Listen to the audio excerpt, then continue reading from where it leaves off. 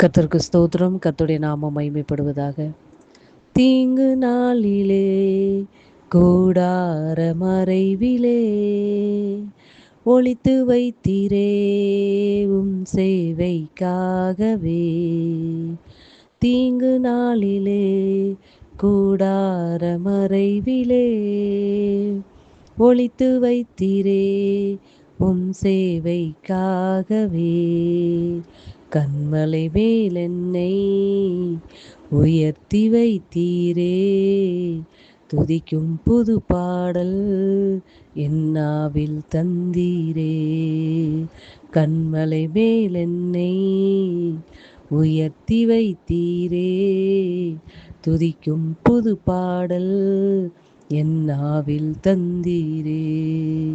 பிறந்த நாள் முதலா தோளில் சுமந்தீரே, தகப்பனினும் மேலா புது பாசம் வைத்தீரே. பிறந்த நாள் முதலா தோளில் சுமந்தீரே, தகப்பனினும் மேலா தனி பாசம் வைத்தீரே. நன்றி அப்பா. நன்றியோடு கூட துதிக்கிறோம், ஸ்தோத்திரிக்கிறோம். எங்களை அதிகமாய் நேசிக்கிற அன்பின் பரலோக தகப்பனே, இந்த நல்ல வேலைக்காய் நன்றி. இந்த இதயத்தோடு துதிக்கிறோம், ஸ்தோத்திரிக்கிறோம். மட்டுமா எங்களை கிருபையா எங்களை வழிநடத்தி எங்களை சுமந்து வந்து எங்களை காத்த நல்ல தயவுக்காக உமக்கு கோடி நன்றிகளை ஏறெடுக்கிறோம் ஆண்டவரே. அப்பா, அந்த மாதத்தின் 2வது நாளை உடைய சமூகத்தில் ஆரம்பித்து அப்பா உம்மை துதிக்கும்படியாய் எங்களுக்கு கொடுத்த நல்ல பாக்கியத்துக்காய் நன்றி செலுத்துகிறோம் ஆண்டவரே. அப்பா, அந்த மே மாதமெல்லாம் எங்களை கண்மணி போல காத்து வழிநடத்த போகிற அன்புக்காக நன்றி செலுத்துகிறோம். நாங்கள் பிறப்பதற்கு முன்பாகவே எங்களுடைய பெயரை அறிந்தவர் அப்பா. எங்கள் உறுப்புகள் உருவேற்படும் நாள் முதற்கொண்டு அப்பா உம்முடைய அப்பா புஸ்தகத்தில் எழுதி வைத்திருக்கிறீர் அப்பா. எங்கள் மீது எவ்வளவாய் நீர் அன்பு வைத்திருக்கிறீர், எங்களை எவ்வளவாய் நேசிக்கிறீர் அப்பா. உமக்கு கோடி நன்றிகளை எடுக்கிறோம், உம்மை உயர்த்துகிறோம், எங்களை தாழ்த்தி வெறுமையாக்கி உம்முடைய பாதத்தில் வைக்கிறோம். இயேசுவின் நாமத்தில் பிதாவே, ஆமென். கர்த்தரின் ஆலோசனைக்காக எபேசியர் எழுதின நிருபம் 1ஆம் அதிகாரம் அதனுடைய 3 மற்றும் 4வது வசனங்கள். எபேசியருக்கு எழுதின நிருபம் 1ஆம் அதிகாரம் அதனுடைய 3 மற்றும் 4வது வசனங்கள். நம்முடைய கர்த்தராகிய இயேசு கிறிஸ்துவின் பிதாவாகிய தேவனுக்கு ஸ்தோத்திரம். அவர் கிறிஸ்துவுக்குள் உன்னதங்களிலே ஆவிக்குரிய சகல ஆசீர்வாதத்தினாலும் நம்மை ஆசீர்வதித்திருக்கிறார். தமக்கு முன்பாக நாம் அன்பில் பரிசுத்தம் உள்ளவர்களும் குற்றமில்லாதவர்களுமாய் இருப்பதற்கு அவர் உலக தோற்றம் முதற்கு முன்னே கிறிஸ்துவுக்குள் நம்மை தெரிந்து கொண்டபடியே. கர்த்தருடைய நாமம் மகிமைப்படுவதாக. நம்முடைய கர்த்தராகிய இயேசு கிறிஸ்துவுக்குள் உன்னதங்களிலே ஆவிக்குரிய சகல ஆசீர்வாதத்தினாலும் நம்மை ஆசீர்வதித்து இருக்கிறார். வேதம் இப்படியாய் சொல்லுகிறது, கர்த்தர் நம்மளை ஆவிக்குரிய சகல ஆசீர்வாதத்தினாலும் நம்மளை ஆசீர்வதித்து இருக்கிறார். அவர் ஆசீர்வதித்து விட்டார். ஆவிக்குரிய சகல ஆசீர்வாதத்தினாலும் நம்மளை ஆசீர்வதித்து இருக்கிறார். அப்படி என்றால் கர்த்தரால் தெரிந்து கொள்ளப்பட்ட, கர்த்தரால் அழைக்கப்பட்ட, ரட்சிக்கப்பட்ட ஒவ்வொரு தேவ பிள்ளைகளுக்கும் அவர்களுக்கு தேவையான சகல ஆவிக்குரிய சகல ஆசீர்வாதத்தினாலும் அவர் என்ன செய்திருக்கிறார் என்றால் ஆல்ரெடி ஆசீர்வதித்து இருக்கிறார். அப்போ ஆவிக்குரிய சகல ஆசீர்வாதத்தினாலும் ஆசீர்வதிக்கிற தேவன் இந்த உலக பிரகாரமான மாம்சமான காரியங்களில் கர்த்தர் கொடுக்காமல் இருப்பது எப்படி? நிச்சயமாய் தருவார் என்பதை தான் இந்த வேதம் நமக்கு கற்றுத்தருகிறது. அன்பு பிள்ளைகளே, ஆவிக்குரிய சகல ஆசீர்வாதத்தினாலும் நம்மளை ஆசீர்வதிக்கிற தேவன் இந்த உலகத்துக்கான காரியங்கள் எல்லாவற்றையும் கொடுக்காமல் இருப்பது எப்படி? கர்த்தர் நிச்சயமாய் கொடுப்பார் என்பதைத்தான் இந்த வேதம் நமக்கு கற்றுத்தருகிறது. அன்பு பிள்ளைகளே, தமக்கு முன்பாக நாம் அன்பில் பரிசுத்தம் உள்ளவர்களும் குற்றம் இல்லாதவர்களுமாய் இருப்பதற்கு உலக தோற்றத்துக்கு முன்பாகவே நம்மளை தெரிந்து கொண்ட நல்ல தகப்பன் அவர். எவ்வளவு நல்ல தகப்பனை நாம் ஆராதித்து கொண்டு இருக்கிறோம். உலக தோற்றத்துக்கு முன்பாகவே நம்மளை தெரிந்து கொண்டவர். தெரிந்து கொண்டு நமக்கு என்ன தேவை என்பதை அவர் முன்னமே அறிந்து ஆவிக்குரிய சகல ஆசீர்வாதத்தினாலும் நம்மளை ஆசீர்வதித்திருக்கிறார். ஆதாமும் ஏவாளை நாம் பார்க்கும் பொழுது கர்த்தர் ஆதாமை உருவாக்குவதற்கு முன்பாகவே அவனுக்கு என்னென்ன தேவைகள் என்பதை எல்லாவற்றையும், வானம், பூமி, மிருகங்கள், தாவரங்கள், செடி கொடிகள் எல்லாவற்றையும் படைத்து விட்டுதான் அவனை உருவாக்கினார். அப்போ இதிலிருந்து என்ன தெரிகிறது என்றால், ஒரு மனிதனை உருவாக்குவதற்கு முன்பாக அவனுக்கு இந்த உலகத்தில் என்னென்ன வேண்டும், என்னென்ன தேவைகள் வேண்டும் என்பதை சம்பூரணமாய் படைத்திருக்கிறார்.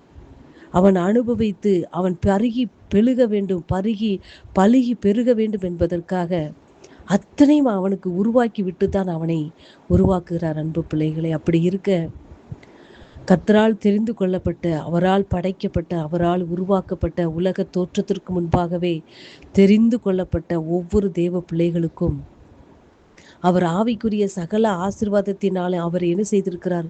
ஆசீர்வதித்திருக்கிறார். அதே போலத்தான் ஆவிக்குரிய ஆசீர்வாதங்களை எப்படி அவர் ஆசீர்வதித்து இருக்கிறாரோ அதே போல இந்த உலகத்தில் அவனுக்கு என்னென்ன தேவைகள் என்பதை அவர் என்ன செய்கிறார்?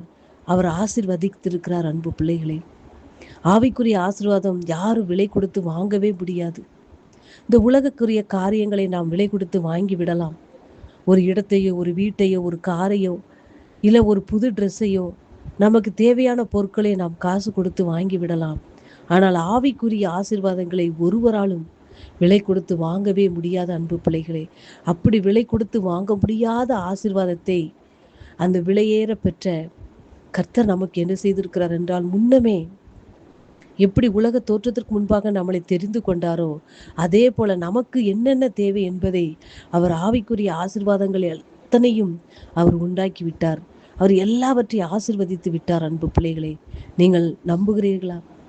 நீங்கள் நம்பினால் தேவனுடைய மகிமை காண்பீர்கள். அன்பு பிள்ளைகளே, அப்படி விலை கொடுத்து வாங்க முடியாத ஆவிக்குரிய ஆசீர்வாதங்களே நமக்கு கர்த்தர் கொடுத்திருக்கும் பொழுது, இந்த உலகத்திற்கானது, இந்த அழிந்து போகக்கூடிய அநித்தியமான இந்த ஆசீர்வாதங்களை கொடுக்காமல் இருப்பது எப்படி? அன்பு பிள்ளைகளை, பிசாசனவன் ஜனங்களை எப்படி செய்கிறான் என்றால், இந்த உலக காரியங்களை குறித்து அதிக பாரத்தை கொடுத்து தான் எதற்காகவே வாழுகிறேன் என்று தெரியாமல் உழைப்பு உழைப்பு உழைப்பு என்று சொத்து சேர்க்க வேண்டும், பணம் சேர்க்க வேண்டும், ஆசையை பெருக்க வேண்டும் என்று அதிலே காலத்தையும் நேரத்தையும் ஃபுல் ஆயுசு நாட்களை கழித்து கொண்டு வாழும்படியாக ஜனங்களை அவன் திசை திருப்பி ஓட வைத்து கொண்டிருக்கிறான். அன்பு பிள்ளைகளே, நம்முடைய தகப்பன், ஆவிக்குரிய தகப்பன், நம்மளை உலக தோற்றத்திற்கு முன்பாகவே தெரிந்து கொண்ட நல்ல தகப்பன், நமக்கு ஆவிக்குரிய தேவைகள் எல்லாவற்றையும் உலக தோற்றத்திற்கு முன்பாகவே நம்மளை தெரிந்து கொண்ட தகப்பன், நமக்குரிய ஆவிக்குரிய ஆசீர்வாதங்கள் எல்லாவற்றையும் அவர் நமக்கு கொடுத்து ஆசீர்வதித்திருக்கிறார் என்றால், இந்த உலக காரியங்களை எப்படி கொடுக்காமல் இருப்பார்? அன்பு பிள்ளைகளே, ஆகையினால் இந்த உலகத்துக்கான காரியங்கள், மாம்ச தேவைகள், இந்த உலகத்துக்கான காரியங்களை குறித்து நீங்கள் கவலைப்படாதீர்கள். நீங்கள் கர்த்தரிடத்தில் கேட்கும் பொழுது, அப்பா எங்களுடைய தேவைகள் எல்லாவற்றையும், அதாவது என்னை நீங்க உலக தோற்றத்திற்கு முன்பாகவே நீங்க தெரிந்து கொண்டிருக்கீங்க, அதே போல எனக்குரிய ஆவிக்குரிய ஆசீர்வாதங்கள் இந்த உலகத்துக்கானது அல்லப்பா, ஆவிக்குரிய ஆசீர்வாதங்கள் அத்தனையும் நீங்க விலை கொடுத்து வாங்க முடியாத, நாங்கள் எங்களால் விலை கொடுத்து வாங்க முடியாத ஆசீர்வாதத்தை எல்லாவற்றையும் எங்களுக்காக நீங்க எல்லாவற்றையும் நீங்க அரேஞ்ச் பண்ணி ஆயத்த பண்ணி வைத்திருக்கீங்க, ஆசீர்வதித்திருக்கீங்க ஏசப்பா. அப்படி இருக்கும்போது இந்த உலக காரியங்களை கொடுக்காமல் இருப்பது எப்படி ஏசப்பா? நீங்க நிச்சயம் தருவீர் என்ற நம்பிக்கையை நாங்கள் உம்மீது வைக்கிறோம் அப்பா என்று நீங்கள் மாம்ச காரியங்களை குறித்து கர்த்தரிடத்தில் கேட்கும் பொழுது, நீங்கள் இப்படி கேட்கும் பொழுது கர்த்தர் கிருபையாக உங்களுடைய உலக காரியங்களை சந்திக்க அவர் வல்லவராய் இருக்கிறார். அன்பு பிள்ளைகளே, உலக தோற்றத்திற்கு முன்பாகவே உங்களை அறிந்த தேவன் உலகத்தில் உங்களை படைத்து மாம்சமாய் உங்களை குழந்தையாக படைத்து இந்த உலகத்தில் வாழ வைத்திருக்கிறார் என்றால் உங்களுக்கு என்ன தேவை என்பதை அவர் அறிவார். அன்பு பிள்ளைகளே, பொல்லாதவராகிய நாமே நம் பிள்ளைகள் நல்லா இருக்க வேண்டும் என்று நாம் நினைத்திருக்கும் போது, ஆவிக்குரிய தகப்பன் ஆவிக்குரிய ஆசீர்வாதங்களை முன்னமே அவர் எல்லாத்தையும் ஆயத்தப்படுத்தி இருக்கிறார் என்றால், இந்த பூமிக்குரிய ஆசீர்வாதங்களை நம்ம கொடுக்காமல் இருப்பது எப்படி? கண்டிப்பாய் கொடுப்பார். அன்பு பிள்ளைகளே, நீங்கள் நம்புகிறீர்களா? நம்பினால் கர்த்தருடைய மகிமையை காண்பீர்கள். அன்பு பிள்ளைகளே, வார்த்தை நிமித்தமாக கர்த்தர் உங்களை ஆசீர்வதிப்பாராக. ஆமென்.